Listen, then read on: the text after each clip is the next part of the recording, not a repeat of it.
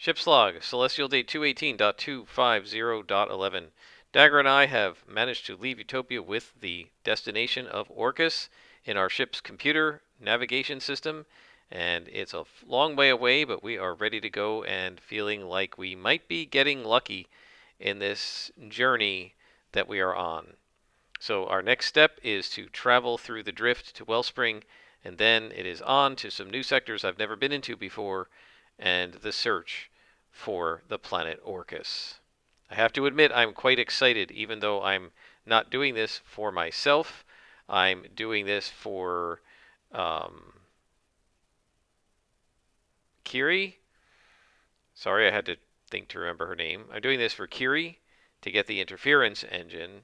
I'm really excited to visit a grave world for the first time and see what there is to see. Hello and welcome. I am Scrapperlock. I'm back from my vacation, and now we are going to continue with this story. In the last session, Krista went to the base of the Risen Watchers called Utopia, where she met Bandit, the leader who she was looking for, and she was able to charm him and take an oath with her fingers crossed behind her back so that it didn't really mean anything to her, and join the Risen Watchers. Whether this is going to end up having long-term consequences for her, like she might actually end up part of the group, I don't know. But for in her mind right now, she's just was doing it as a matter of convenience and faking it. So we'll see what happens. They know her as Quick Draw, but of course her real call sign is Jackpot. They know her ship as the Cyrillus 9, even though it's really called the Storm Swept. I did make a mistake twice in the last session. When you reach a milestone, and I reached 2 milestones without doing this, actually 3, but I burned momentum after the first one. When you reach a milestone, in pursuit of a quest of formidable or greater, which this is, you gain +2 momentum, and when we fill the vow, we get +2 ticks on our discovery track. So I didn't do that, which means there's 4 momentum we didn't get. We had 3 momentum, we were supposed to gain 4, we lost 2 in the last move. We were delayed in setting a course because we got a weak hit, but we're going to gain 4 momentum back. So we're back up to 5. I just wanted to make sure that I did that in front of you so that you know why the momentum is different from where we ended last time. We're also an explorer. That's our new path here, which means if we explore a waypoint, we can take +1 momentum on a hit, and when we finish this expedition, if we score a hit, we mark 1 extra tick on our discovery track, which is quite nice. So that's the first thing we've got from the path of the explorer, and we'll be, taking the other dots on that asset eventually, like we have done with Lore Hunter. I mean, eventually we want to sort of fill all of these up. The exosuit I'm going to probably hold. We're not going to probably do that a lot. I do want to get Iris upgraded, and we want to get some more modules for our starship. But that will all come later. For now, what we're doing in this session is we're going to try to find our way to, well, first of all, through the Burning Gyre, right? If we look at our map, Orcus is in the Bloody Breach sort of over here, and we're in Chronos Tide, so we've got to go down to Wellspring, cross over into the Burning Gyre. Well, that's going to be our first waypoint. It's going to be the first hex of the Burning Gyre. Then we're going to need to do 5 or so steps down the Burning Gyre. Then we're going to need to cross into the Bloody Breach, do a couple steps in the Bloody Breach, and see if we can reach our destination at Orcus when we have enough ticks. And so we're going to be moving from one sector to another as we go, but we're starting in Chronos Tide, and right now we are at the planet Utopia. So the first thing we have to do is fly through the known paths. This is a journey of about, well, more than 13 light years. So Chris is going to be, they're going to be spinning up the E drive, going to an anchorage, stopping, spinning up the E drive, going to an anchorage, stopping, spinning up the E drive, going to an anchorage, stopping, and so forth until we get to Wellspring, which is the last place that she knows of in this area. And then we need to move to the Burning Gyre, which is next door. So the first thing we're going to have to do is set a course. And so we are following a known route through perilous space, and we're rolling plus supply. So that's good because we've got good bonuses here. +5. It's about the best we can do. And let's take a look in terms of connections. We have Dagger here with us. She is an explorer. So I think doing things like exploring waypoints and even undertaking an expedition. If we look at the path of the explorer, so there's no undertaking expeditions here. So we'll get +1 if we explore a waypoint. We can get +1 for examining things within an extraordinary place, which would be the grave world, right? And if we try to secure advantages, we can get additional +1s from her. I don't think we'll get it for just. I don't know if we should get it for just undertaking. I feel like that's a little overkill. We're certainly not going to get it just for setting a course. Rolling plus supply. And we get a weak hit. So we get to Wellspring, and we either have to face a complication or suffer some cost. So let me think about that. All right, well, I hate to do this. We just gain momentum, but let's lose momentum. Let's say all of this going through these anchor points, these anchorages, has taken quite a lot of time. She's had to stop at almost every one of these just because of the nature of the drift. And so it's taken them like several days just to get to Wellspring. And then they have to sit there and wait for their E-drive to spin up. Now, next we go to the Burning Gyre. So we're going to make this our primary scene. And Krista is right here. Okay, so this is where they are. So the first thing they have to do is cross into this new sector. Hang on, let me fix this so that it's not dark. All right, so, and by the way, if you're just curious how to do that, you just turn off token vision. She can see everything. So what I imagine is that it's sort of like, if you ever saw, in Star Trek, there was lore in Star Trek that they could never leave the galaxy because the edge of the galaxy sort of had this, almost like a plasma field around it, or like a barrier, you know? And so I feel like in between sectors, maybe there's a little bit of a gravitational barrier or something.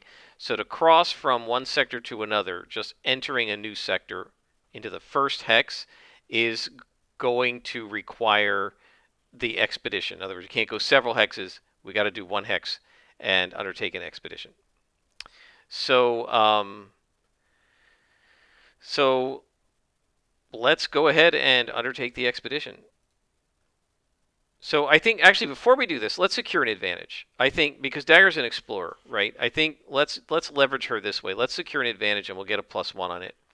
So what Krista does is they're at the edge of this hex, right? And they can see ahead of them, like in the far distance on the scanners, they can see this sort of almost like a picture it like an astral river almost, right? It's sort of like a flow of gravitational waves that they can see on the scanners, and there's sort of an ebb and flow of it, almost like tide, right? Like waves coming in on the tide, and so Krista's going to ask Dagger, "Do you know how to get through this?" Right? Dagger's an explorer; she's not super experienced, but she's a connection, and we get +1 for doing this sort of stuff. So they're going to use their scanners and scan it, and Dagger is going to try to recall what she knows about navigating these things and what people have told her about crossing. Maybe she's crossed one or two before, and we're going to roll wits with +1, secure advantage, and see how it goes. And we get a weak hit, so we'll take 2. We'll get our momentum back, and so Dagger hasn't actually crossed through here before, but she's talked to some people who have, and she tells Krista the easiest way to do it. And so you can usually find a drift passage that kind of goes in between the waves, shall we say. And they spin up the E-drive, and they look for this drift passage, and they fly through the drift and try to head up 1 light year and just get to the other side of this sort of sector barrier. And so this is going to be undertaking an expedition, and we're staying vigilant. There's no need to sneak, and there's certainly no need to rush. And we get +1. No, we don't. We're just rolling wits. We don't get extra +1. We already used dagger. I don't think I have any other assets, right? So that will work with this. I don't think the starship does. No. So we just go ahead and roll wits. And we get a weak hit. We reach a waypoint, but we suffer a complication. So I definitely want to envision a peril of some sort. So we reach a waypoint. And I don't know. So we can explore a waypoint. So we reach a waypoint, we can potentially explore it. Let's figure out what we see. So the first thing we have to do is envision the location. So they come out of the drift into this new sector in the burning gyre. And the first thing we find is, still in the Outlands, we find a planet. All right, so that means we're also going to need a star. So let's see. Let's not worry about the planet. Let's not worry about the star. Let's make up the planet. So what type of planet do we find here? In this area, we find a desert world. So let's go ahead and create in our sectors. Let's make up a new sector here called the Burning Gyre. And within the Burning Gyre, we're going to make an actor that is going to be a location. And it is a planet that is a desert world called Bishop. So we reach the desert world of Bishop. And it has a corrosive atmosphere with massive canyons and dry seabeds. And that's what we see from space. Okay. We're not going to sort of explore it any more than that. Let me hang on. Let me fix this up the way I like it, and I'll bring you back. All right. So now the other thing we have to do is face some sort of a peril. So because this is a weak hit, it's a hazard, but not an immediate threat, right? Let's try doing action and theme and see what we get. Secure weakness. Secure weakness. So let me think about that. I'll be honest, I've got nothing. Let me try descriptor and focus and see if that gives me anything. Shrouded device. Okay. So does this mean there is some sort of a derelict on or near this world? Is this a derelict of some sort that's nearby? I think that's likely. Is it a derelict? It is. So there's some kind of a derelict here. So let me figure out the details of that. All right, so there's some sort of a derelict that is orbital. So orbiting Bishop, there is a derelict, right? And we don't know what it's called. And there's a starship on limited power that is sending a signal or message. Well, that is interesting. So let's see. What are we going to call this thing? Shall we use starship names?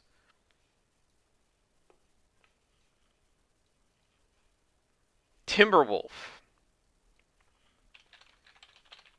Okay, so the Timberwolf is a starship that is floating as a derelict, hovering around the planet Bishop.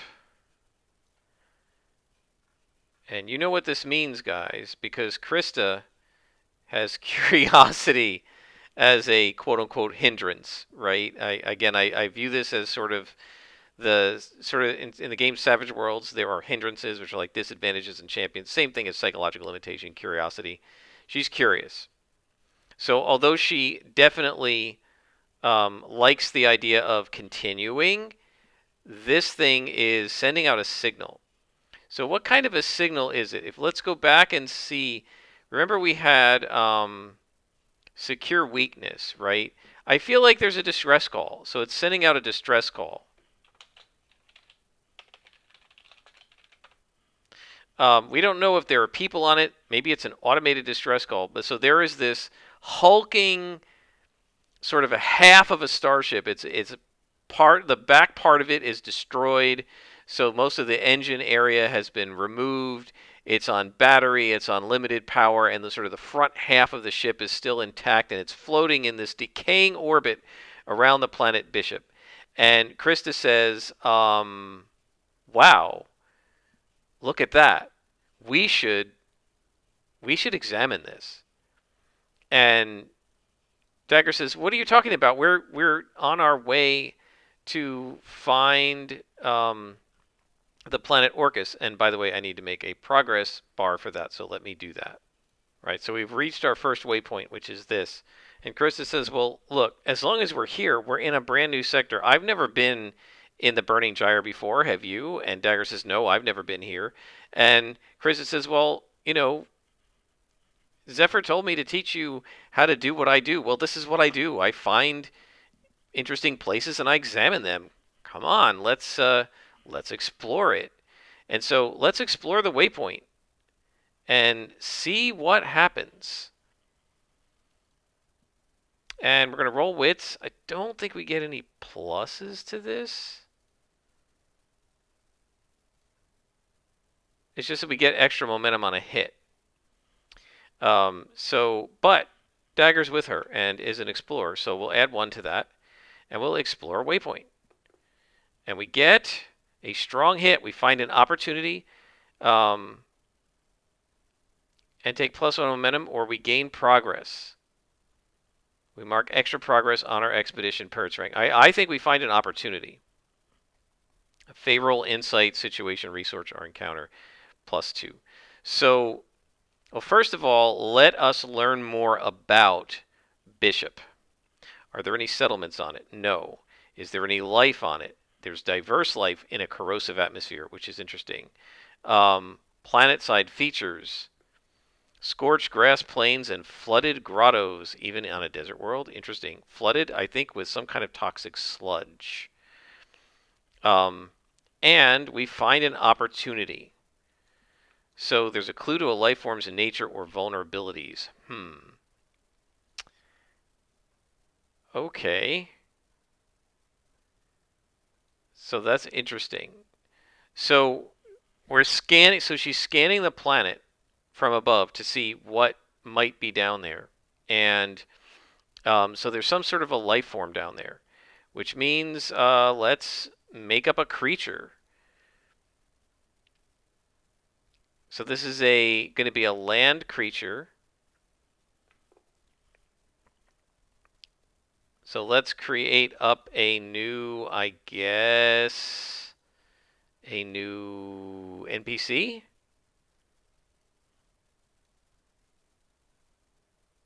Nope, that's not what I want. Hang on, let me kill this and I'll do it as a journal entry. So give me a sec. So right, creatures. So we'll just call this desert or bishop creature. I don't know what it's going to be called because we got to see what it looks like first. And so its scale is large. So large, it's like truck sized. Okay, so it's, I don't know, like 10 meters long, something like that, or high. I don't know what it's going to look like. Its basic form is going to be bipedal. All right, so it is 10-meter tall bipedal creature.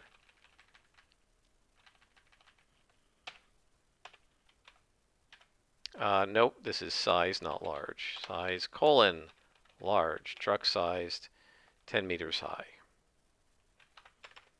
Sorry, guys, it's the first day back after my vacation, and I'm a little bit rusty. First look. So it has an elongated neck and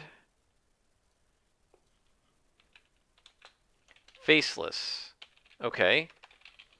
And then, because we got the opportunity, right?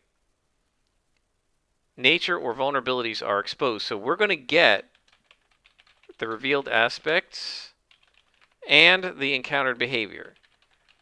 She's going to see in the scanners how they behave. So what we get here is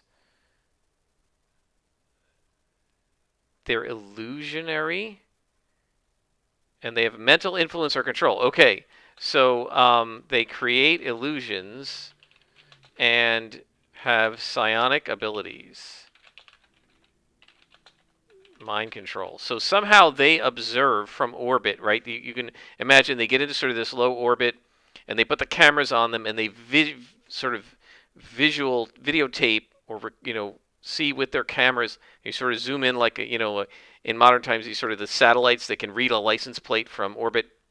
They have the same kind of cameras on Krista's ship, and they zoom in, and they are these bipedal things with these big long necks and oblong heads, almost like these sort of aliens with the big sort of the eyes that look really large, and the sort of the narrow tapered head, like sort of the aliens that kidnap people and big long neck, and but these guys don't have eyes; they are faceless.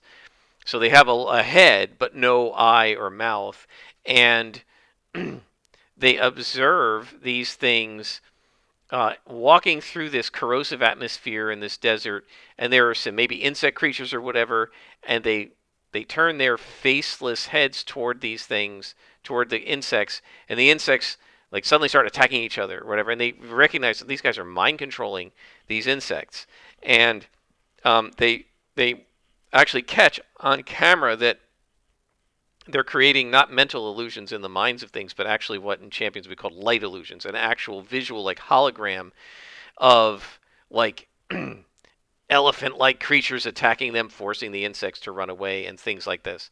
So, so they have the ability to create illusions and psionic abilities, which are revealed, and then the encountered behaviors we have to roll twice.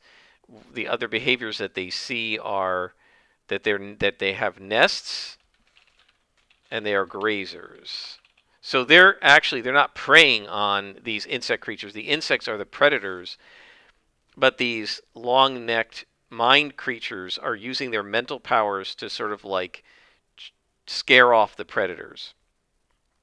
And so that's what they find out about these creatures. So what are we going to call these things? They're faceless with long necks and bipedal. What should we call them? Let me think about that. All right, so I picture their heads sort of wavering back and forth on these long necks, almost like a flower on top of a stalk. And so I call these waverers. I don't know. So that's what they find out about the planet. But Krista is much more interested in the Timberwolf that is sending a distress signal. And what she says is, I want to explore this thing. I want to dock with it. And Dagger's like, I'm not so sure about this. And Krista says, look, if you want, you can stay here. But I want to explore this thing. And I mean, I've got an exosuit, so I can go ahead and use that to help me. And Dagger says, well, if you're going to use the exosuit, I mean, what am I supposed to do? I don't have any protection.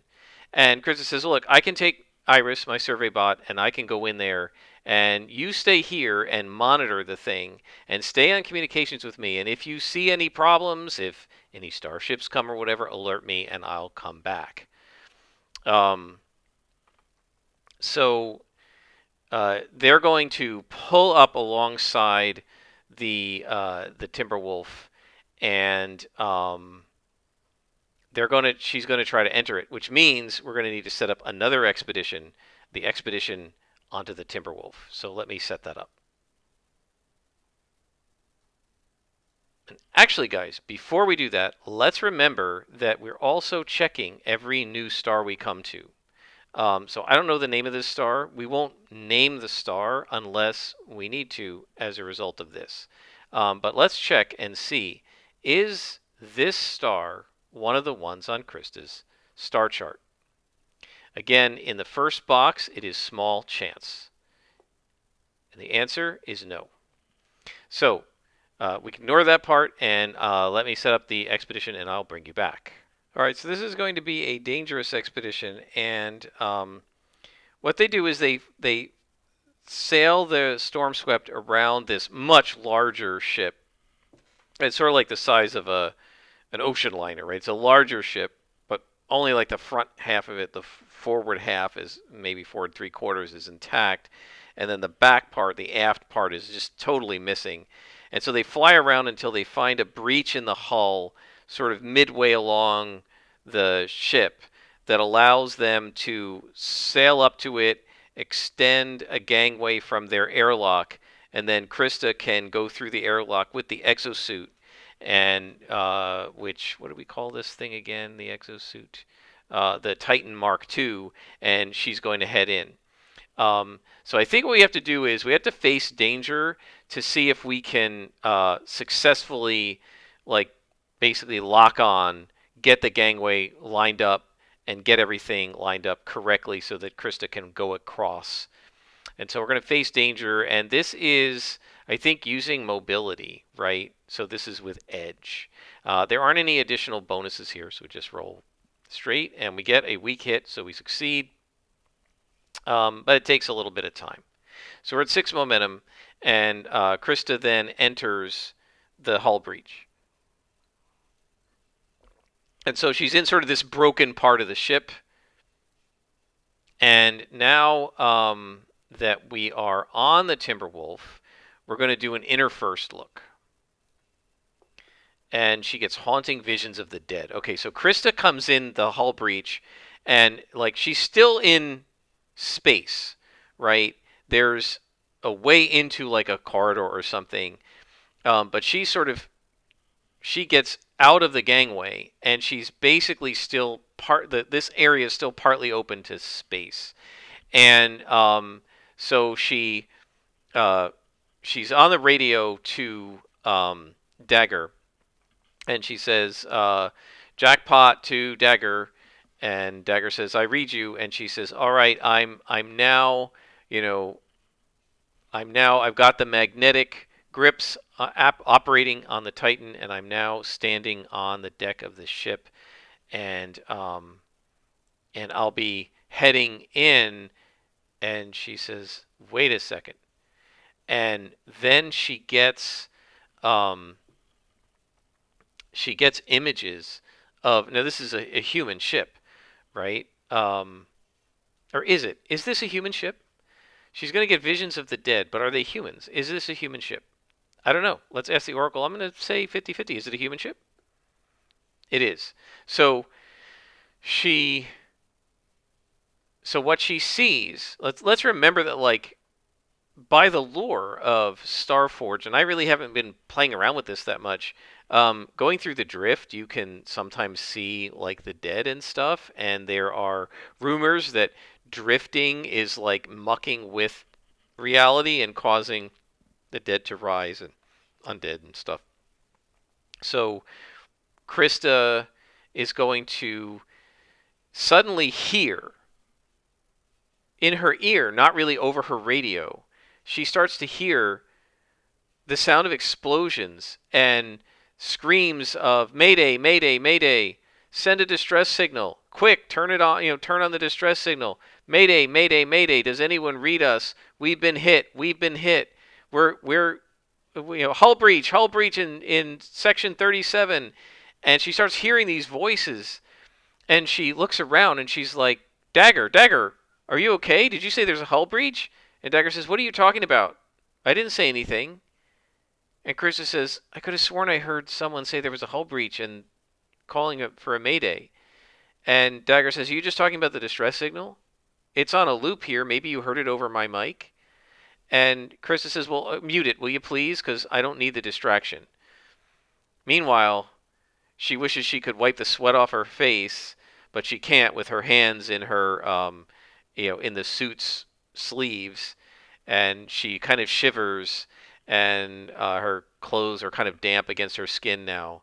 And she says, "I don't know what that was," to herself, right, without turning on the mic. Okay, so she got these haunting visions of the dead. And now it's time for her to do the equivalent of delving the depths. We're going to undertake an expedition. Oh, and I forgot to mention, yes, Iris is with her. So let me see if I can put Iris on the board, and I'll bring you back once I've got Iris out so I don't forget her. All right, so Iris is with us. We have the exosuit out. She's an explorer, so she can explore waypoints here. She's a scavenger. She's a lore hunter. All of these things are going to potentially come into play. And we have a survey bot. So when we undertake an expedition with Iris, we get +1. And so Krista is going to turn on the lights on the two sides of her helmet. Click, click. And she's got, remember that on one side she's got like a vibro knife, and on the other side she's got a particle gun, I think. She lumbers forward with Iris, like lights up her lights. And by the way, if we get into a fight, somebody made a suggestion, and I'm sorry I don't remember the name of the person, but somebody made the suggestion when we do like the flashy lights where Iris sends up a bunch of like lights and laser beams and everything to like dazzle somebody, we're going to call it disco as a code word. So hopefully I remember that. But we're not doing that now. Iris is just leading the way, and we're going into the next section. So we're going to undertake an expedition and try to head into the area that's now enclosed. We're going to sort of go through the ripped part of the hull and into the more intact part of the ship, hopefully. And so we're going to undertake an expedition, and we get +1, and we're staying vigilant, so we're rolling wits. And we get, oh my goodness, double 10s. We are waylaid by a crisis or arrive at a waypoint to confront an immediate hardship or threat. Do not mark progress. So let's first see what we get to. So this is So let me try to remember how to do this. Okay, right. We need the zones, and we're on a starship. So the zone we enter is engineering, and so this is the back part of the ship, and it's part of the engine room. Most of the engine room probably ripped off, and the area that we find is a new zone. That's ridiculous. Let's just roll it again. Like we just entered this. It is a new zone, yes, and it's engineering. So we find the life support section. Okay, so we're in the life support section, right? Life support. By the way, I always use Modesto condensed because it's a little condensed. And there we go. So we're in life support. And come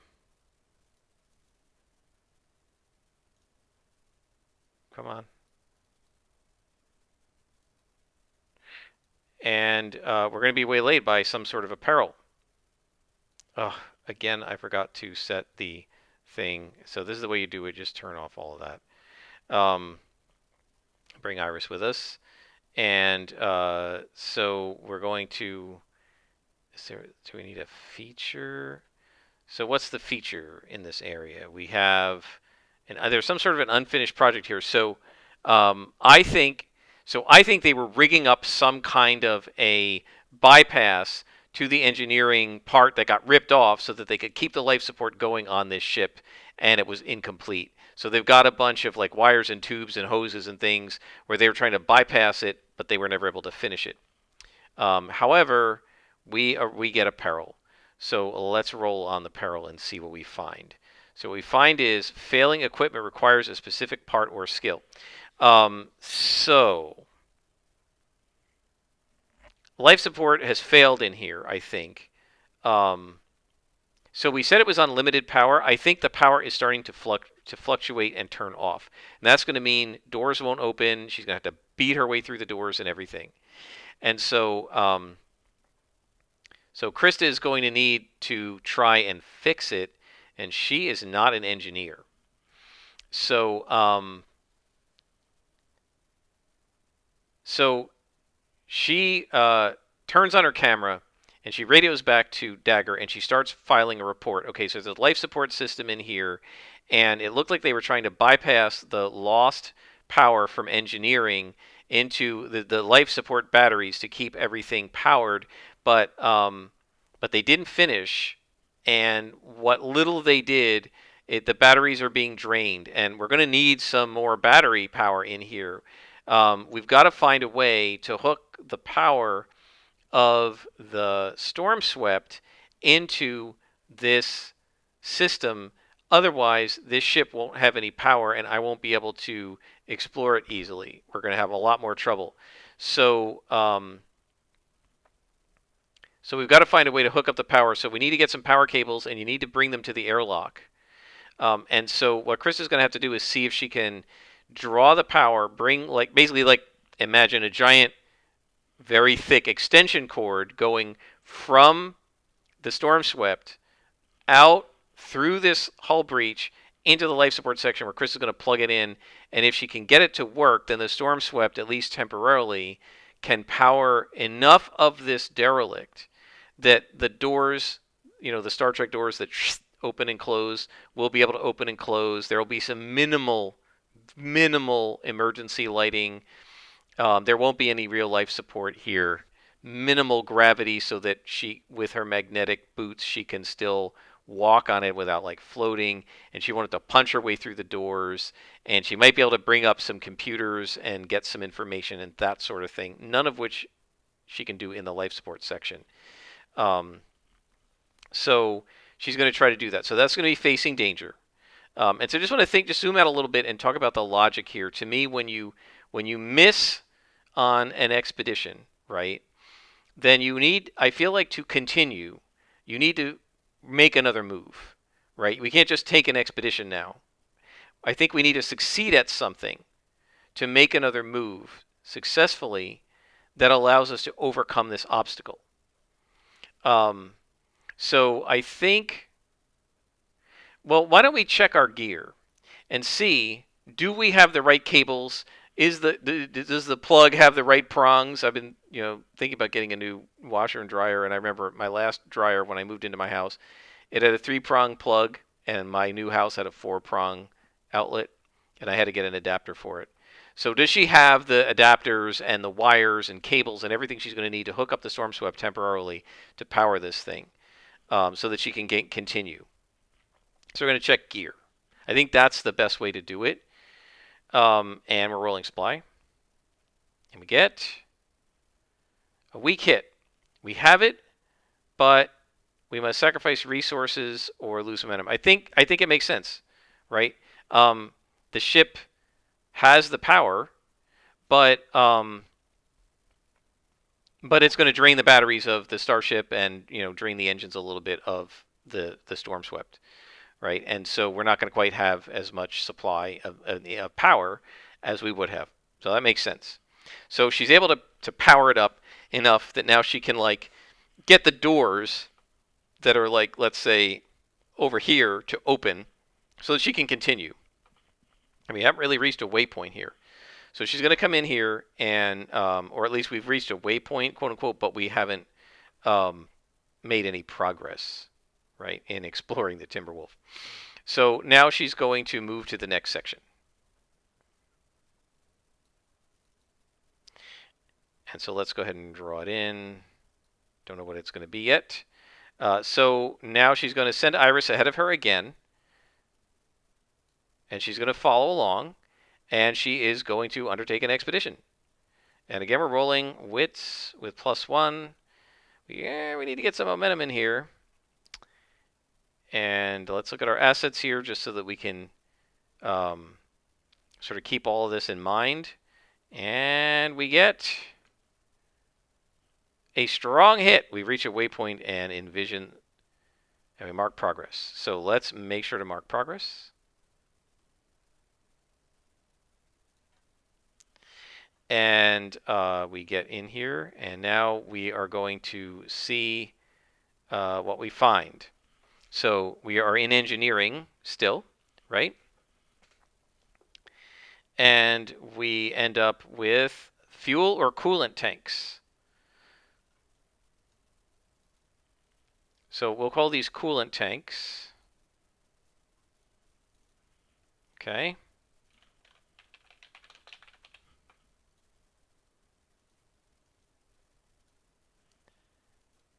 And how are we doing on time? All right, 40 minutes. We'll do a little bit more, but I don't think we're going to be able to finish this expedition. So we're at a waypoint. We've reached some coolant tanks, and I think it goes without saying these are probably empty. Are they empty, or do they have stuff in them? Let's see. Are they empty? I think it's almost certain. Yeah, so they're empty. And we got these coolant tanks, and what else do we have to do for? We envision the location. All right, so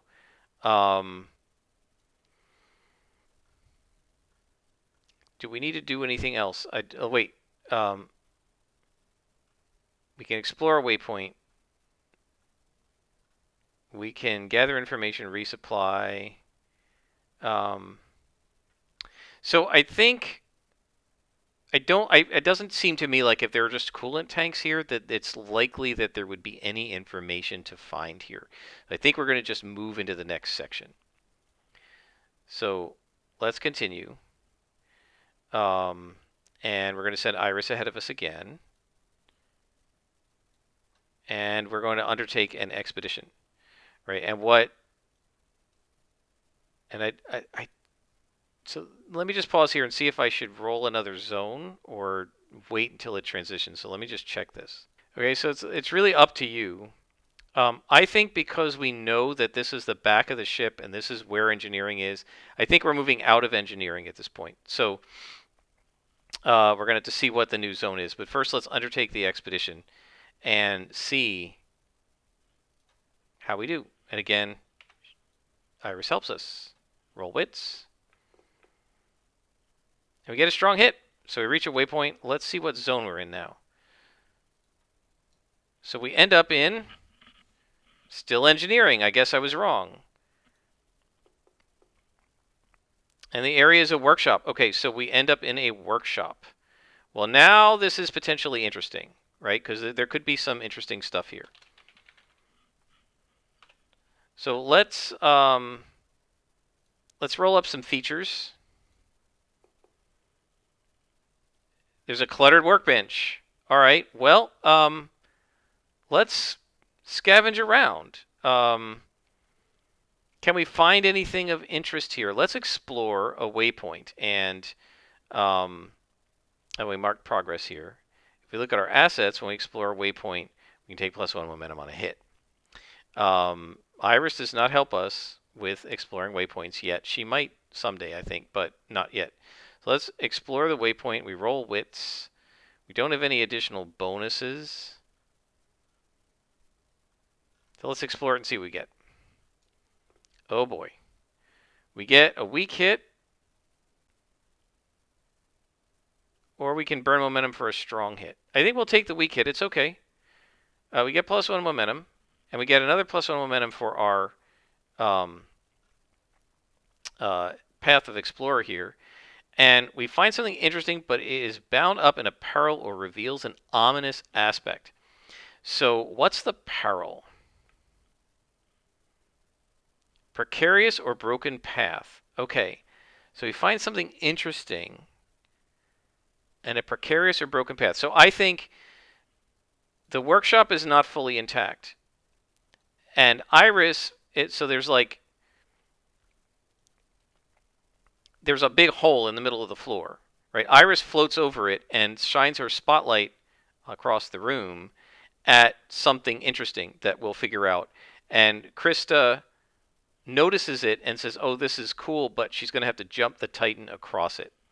First, let's ask, what is this thing? Let's roll descriptor and focus. What interesting thing has Iris found for us?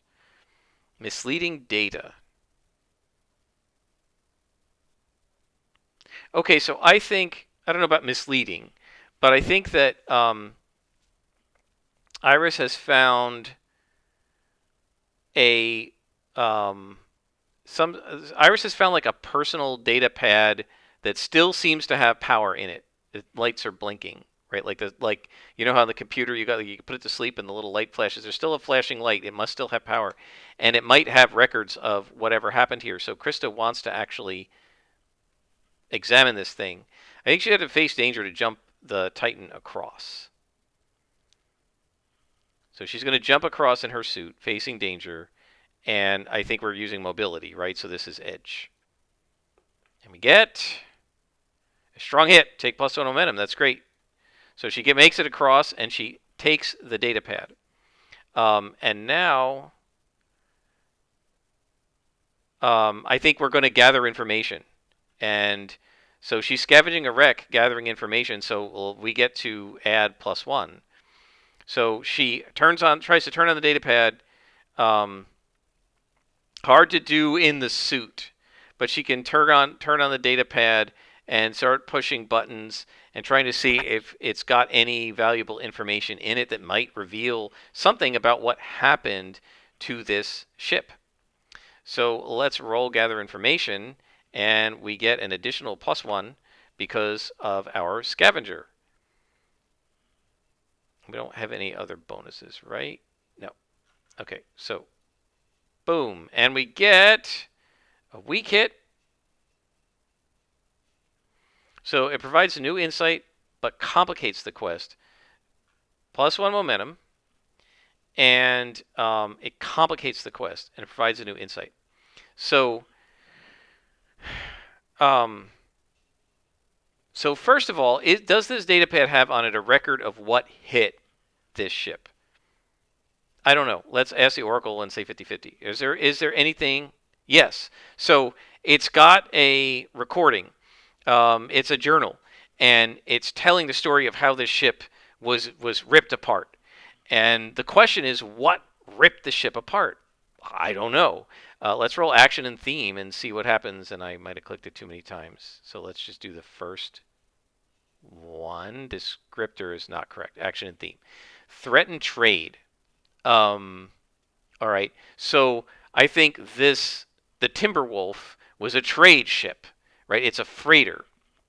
It was a trade ship, and I guess it got attacked. Something threatened it. But what attacked it? Was it? Well, let's roll a story clue. Maybe the story clue will tell us.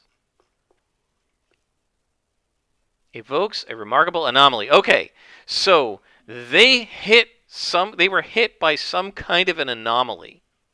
I think there are anomalies. Anomaly effect. So let's roll this and see what it says. Cause sickness or weakness. It doesn't really. Let's actually look at them and see. Alters or focuses gravity.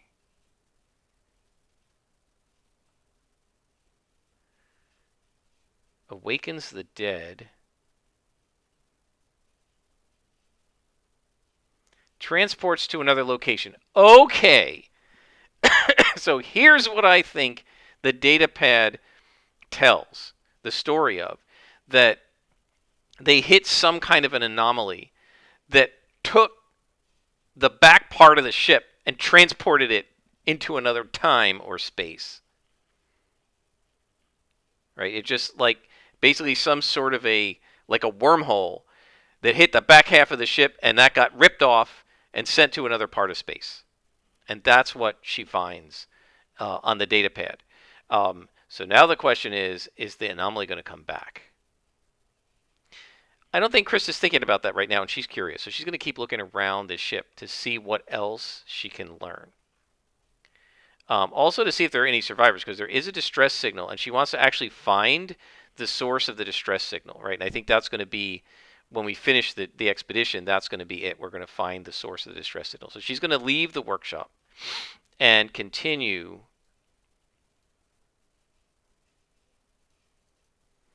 to the next section. So let's undertake an expedition with the assistance of our little bot. And we get a weak hit. So we reach a waypoint and mark progress.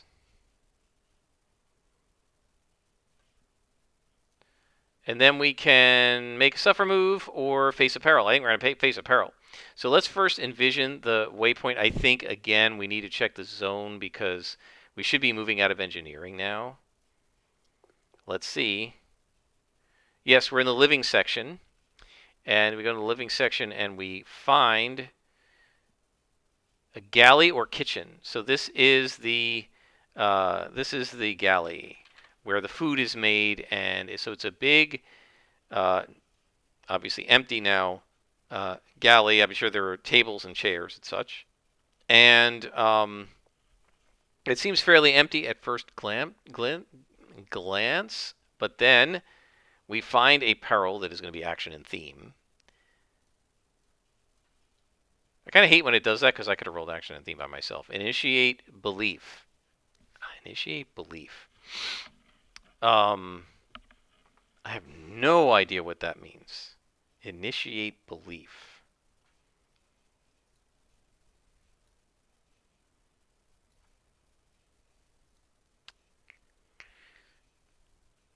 Well, okay. We believe that this ship was ripped apart by an anomaly that transported it to another part of it to another location. Is it that Krista's now like so? Well, let's say Krista doesn't believe anything. I believe this thing might come back. It might be cyclical.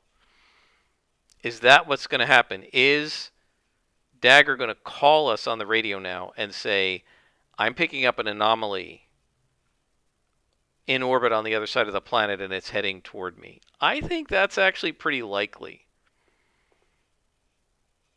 Oh, yeah. So, on the opposite side of the planet now, the scanners of the Storm Swept pick up an anomaly that's, I don't know, several hundred feet across. And it's like a mini wormhole. And it's moving in orbit, and it's coming toward us. Krista, you might want to get out of there. And Krista says, okay, just give me a few more minutes.